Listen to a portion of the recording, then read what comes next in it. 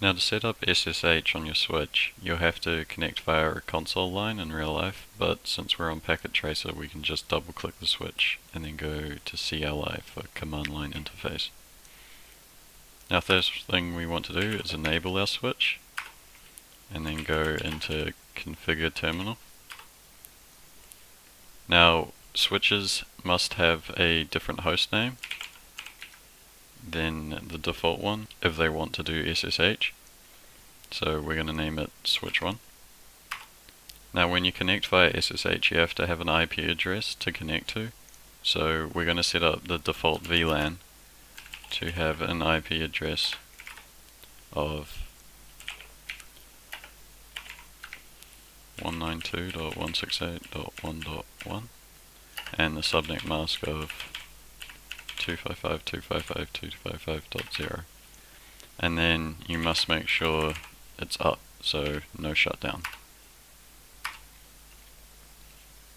Once you've done this, exit back onto global config, and then you'll have to set up a user to connect in with. So I'm going to call my user admin,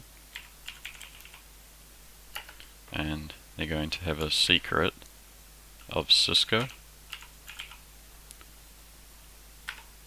Now your secret can be anything, I just chose secret, Cisco. Once you've done that you also need to secure your login, so secure enable by putting a secret or a password on it, and I think I'll have it Cisco again. Now to generate RSA keys you need to have a domain name, so to do that you go IP domain -name and then give it a name, cisco.com for example. Now when you connect via SSH you're connecting through the VTY lines, so you want to go to the VTY lines 0 to 15, and you want to allow the connection method of SSH, so transport input SSH, and now you want to make sure that whoever's connecting is authorized, so to do that you check for a local login, login local,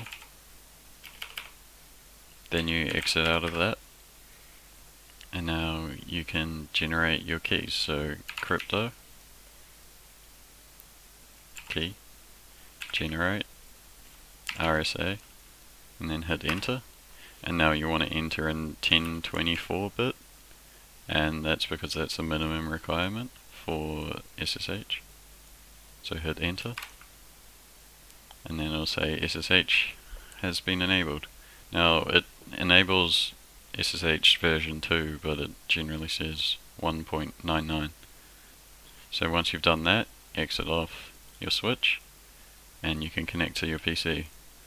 Now you need to give your PC an IP address, so for that we're going to give it 192.168.1.2 just to make it so it's in the same subnet mask. And then to log in you go SSH-L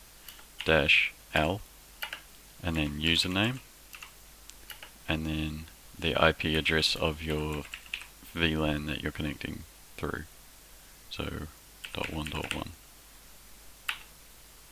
Now it's going to ask you for your password, and I put Cisco as my password, and then enable, and it's going to ask you for your password again, and now I am in enabled mode, and then go to config T, and now I can access my switch and configure it remotely.